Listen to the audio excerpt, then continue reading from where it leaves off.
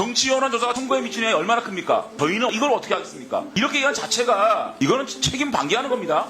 선거관리위원회가 강하게 개입해가지고 이 여론을 왜곡하고 민심을 왜곡하는 거 이거 잡아내지 않으면요 이게 민심을 왜곡해서 결국은 선거 때 왜곡되는 거 아니겠습니까? 민심이?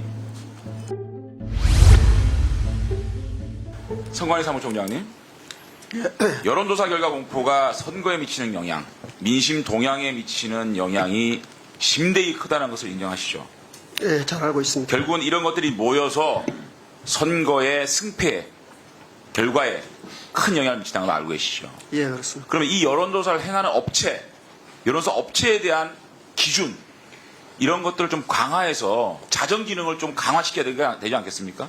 아, 예, 의원님 의견에 동의합니다. 이게 말이죠. 대통령 탄핵 운운하는 헌정질서를 파괴하겠다는 이런 여론조사 심의위원회에 등록도 안 하는 업체들이 해가지고 그거를 공포하고 대통령 탄핵시키자는 국민들이 이렇게 많다라고 얘기하는 이런 것에 대해서 이거는 이 등록업체도 아닌 업체가 이런 거 막 해가지고 이런 것들 방치해도 됩니까? 좀 말씀을 좀 드릴까요? 아니 보십시오. 내가 쭉 설명을 드릴게요. 예. 네? 이게 선관위가 여론조사 업체에 대한 견제 기능을 완전히 상실했어요.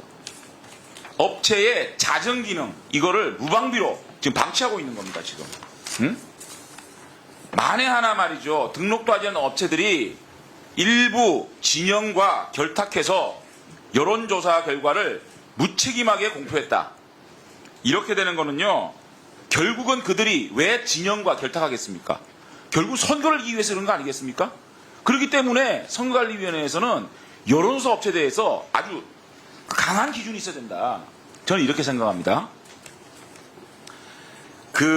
제가 이 탄핵 찬반 여론조사를 했던 업체가 어떤 업체인지 한번 봤어요. 이 업체는요, 2017년도에 리서치 뷰라는 회사를 만들어서 영업을 하고 있습니다. 이 업체는 여론조사 심의위원회에 지금 등록이 돼 있습니다. 그런데 최근에 이 사장이 이 여론조사 심의위원회의 등록을 피하기 위해서 꼼수를 부립니다. 같은 분이 넥스트 위크 리서치라는 회사를 설립하게 됩니다.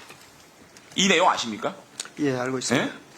등록을 안 하게 되면 어떻게 되죠? 여론조사 자료 일체를 제출 안 해도 되는 거죠. 우선 그 대전제가요. 선거에 관한 여론 조사야만 아닙니까? 정당 조사만 안 하면 등록 안 해도 되는 거 아닙니까? 예. 그게 무책임하다는 거죠. 대통령 탄핵이나 정치 현안 조사 이런 것들을 정당 조사만 안 해도 나는 모르겠다. 이렇게 되면 이런 것이 쌓여서 결국은 선거에 큰 영향을 미치는 겁니다. 이들이 진영과 결탁했다라고 하면 선거를 이기기 위해서 하는 거 아니겠습니까? 그러니까 왜 선관위에서 이건 난 책임 없다고 얘기합니까? 지금 의원님 잘 아시는 것처럼 우리가 규율할 수 있는 법인은 이제 선거에 관한 아니 여론 그러니까 조사인데요. 그거를 정치 현안 조사는요 예, 예. 더더욱 강화해야 되는 겁니다. 예. 정치 현안 조사가 정치 선거에 미치는 영향이 얼마나 큽니까? 이거는 저희는 이걸 어떻게 하겠습니까? 이렇게 얘기한 자체가 예. 이거는 책임 방기하는 겁니다. 그래서 저희 그 선거에 관한 여론 조사의 범위에 정치에 관한 여론조사 일부를 좀 포함해서 규제하자는 그런 법안도 지금 올라와 있습니다. 아니 그러니까 법안을 명백하게 더 강화하는 법을 발의하라고요. 쭉 여기 좀 할게요. 문제가 얼마나 심각한지, 예. 얼마나 지금 여론조사 업체에 대해서 방치하고 있는지. 그러니까 이 업체를 보니까 더 놀라운 거는요. 넘겨보세요. 이분이요. 이 리서치 뷰와 넥스트 위크 리서치를 공동 같이 소유하고 있는 이분이 안일원이라는 분인데 노무현 대통령 청와대 행정관을 했고 노무현 후원의 대선 자금을 총괄했다. 이거를요 자신의 이 프로필에 노무현 후원의 대선 자금 총괄이라고 써놓고 있습니다.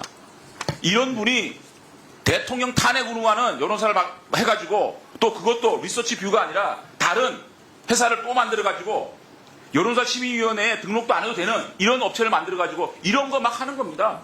그래가지고 이것뿐만 아닙니다. 뭐 비호감 조사, 별의 별, 희한한 정치 의도가 가득한 여론조사를 해가지고 하고 있는 거예요. 이게 지금. 이런 것들에 대해서 이런 사각지대가 있는데 선거관리위원회가 저희들이 어떻게 하겠습니까? 이렇게 얘기하면 안 되죠. 그래서 저희 이와 관련해서 법안이 지금 발의되어 있기 때문에 입법 과정에서 그거 더 내가 봤는데요. 더 강화해야 됩니다. 설명할게요. 얼마나 지금 그 법안도 부실한지. 그 다음에 당의 대표를 선출한 전당대회. 이것도 심의위원회에 등록 안 해도 돼요. 예. 이게 국회의원 선거도 중요하지만 전당대회 당대표 뽑는 선거가 얼마나 정치적으로 영향력이 중요한 선거입니까? 여기에 대해서도 자주 등장하는 넥스트 위크 있으십니다. 보십시오. 전당대회는요, 당대표를 뽑는 룰은 당마다 달라요. 그렇습니다. 그런데 그 룰을 적용시키지 않고 마구잡이 여론조사해가지고 누가 1등이다, 누가 1등이다. 밴드웨건 생기는 거 아니겠습니까? 이거 자체가 전당대회를 왜곡시킬 수 있는 거거든요. 이거는 선관위가 개입을 해야 됩니다. 그 다음에 얼마나 지금 선거관리위원회가 등록이 쉬운지요. 전화 면접 조사 시스템, 전화 자동응답 조사 시스템 이거 빌려도 돼요. 맞습니까? 예. 아니 여론사도 이거 빌려도 된대요. 굳이 그 임차 쪽. 자, 오케이. 예. 그러면 3명 이상 상근 직원만 고용하면 됩니다. 예. 지금 전체 회사가 몇 개입니까? 등록업체가 92개입니다. 그렇습니다. 직원 한 명의 회사가 몇 개인 줄 압니까? 54개예요. 예. 직원 한 명이 여론사 이게 공신력이 있는 기관입니까?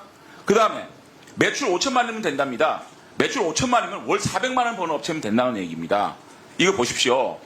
일본에는요, 이 여론조사가 등록하는 기관이 굉장히 강화되어 있기 때문에 여론사 업체가 몇 개인 줄 아십니까? 일본에는 20개입니다. 그러니까 김어준 같은 사람도 지금 여론조사 업체 하겠다는 거 아닙니까? 과태료를 받아도 여론조사 영업 그대로 할 수 있고 2년째 거의 폐업을 해도 여론조사 등록 그대로 받아주고 있고 전문인력이 없어도 괜찮고 이렇게 이런 여론조사 업체가 대한민국에 99개가 난립하고 있고 등록하지 않은 업체까지 포함하면요. 여론조사 공해입니다. 공해. 이거를 선거관리위원회가 강하게 개입해가지고 이 여론을 왜곡하고 민심을 왜곡하는 거 이거 잡아내지 않으면요. 이게 민심을 왜곡해서 결국은 선거 때 왜곡되는 거 아니겠습니까? 민심이? 이거 법안 강화해야 된다고 생각하는데 어떻게 생각하세요? 예. 저희도 지금 여론조사의 그 신뢰도, 객관성, 공정성을 담보하기 위해서 이와 관련해서 좀 용역을 주어놓고 있고요. 이와 관련해서 용역 결과뿐만 아니고 저희들이 자체적으로 좀 검토하고 있는 걸 포함해서 개정 의견을 반영해서 입법 국회에 제출할 예정이고. 정말 예, 예. 대한민국의 공신력 있는 여론조사 업체가 공신력 있는 문안 가지고 모든 걸 공개된 상태에서 민심을 호도시키지 않는 방향에서 여론조사가 공개돼야 되는 겁니다. 그걸 선거관리가 책임져야 되는 겁니다. 더 노력하겠습니다. 예. 이상입니다.